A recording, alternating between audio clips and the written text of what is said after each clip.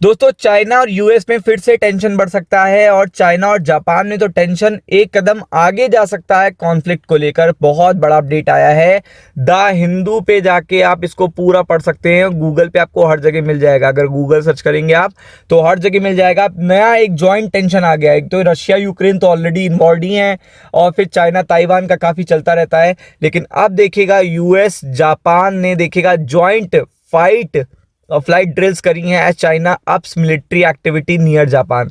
तो चाइना ने नियर करा है, देखिएगा जापान के पास मिलिट्री एक्टिविटी तेज कर दी है, मिलिट्री एक्सरसाइज तेज कर दी है। दैट्स वाई यहाँ पे टेंशन देखने को मिल रहा है। और आपको पता है कि बाजार सेंसिटिव इंफॉर्मेशन पे बिग रिएक्शन देता है। और ये नई खबर है, ये कोई पुराना नहीं चल रहा था, ये कोई ऐसी चीज नहीं थी जो मार्केट जानता है पहले से। जब मार्केट कोई नई चीज जानता है देन आफ्टर दैट रिएक्शन देता है। तो ये यहाँ पे तीन बड़ी कंट्री इन्वॉल्व है, एक तो यूएस, जापान और चाइना। और जापान और यूएस क्या कर रहे हैं ये आपको देखना बहुत जरूरी है, क्योंकि इससे चाइना की टेंशन बढ़ने वाली है और चाइना के स्टॉक मार्केट और यूएस के स्टॉक मार्केट पे भी इसका बुरा असर पड़ सकता है। तो आप देख सकते हो कि यूएस यहाँ पे लिखा है जापान ने जॉइंट फ्लाइट ड्रिल्स करी हैं as China ups military activity near Japan. तो आप देख सकते हैं वो जॉइंट, यानी कि यूएस उस हर पर्टिकुलर कंट्री के साथ है जिसका चाइना देखेगा दुश्मन है।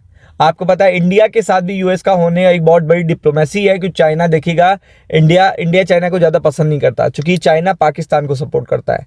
तो ऐसे में अगर आप देखेंगे ताइवान को भी यूएस ने सपोर्ट करा है। फिर अगर आप देखेंगे यहाँ पे जापान को सपोर्ट कर रहा है।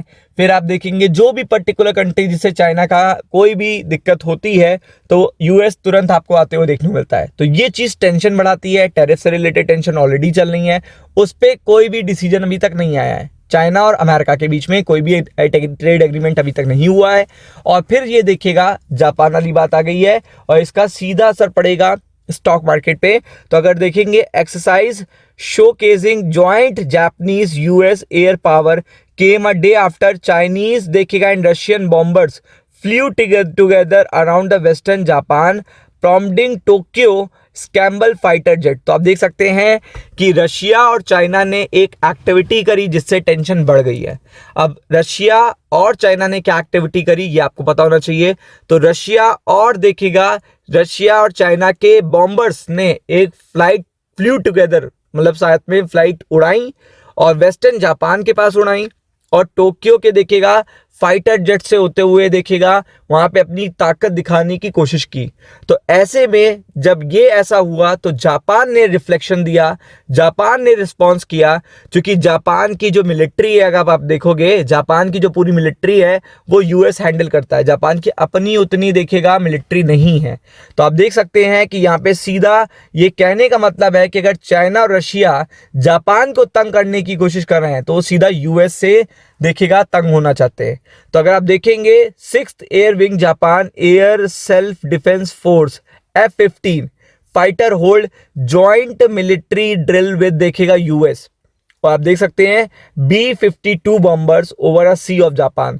तो आप देख सकते हैं कि यूएस और चाइना का टेंशन बढ़ने वाला है अगले हफ्ते, क्योंकि ये पर्टिकुलर एक्टिविटी अब रुकने वाली नहीं है। और अगर आप देखेंगे in handout picture taken Japan air self defence force on December 10 released by the Joint Staff Officer of Defense Ministry of Japan।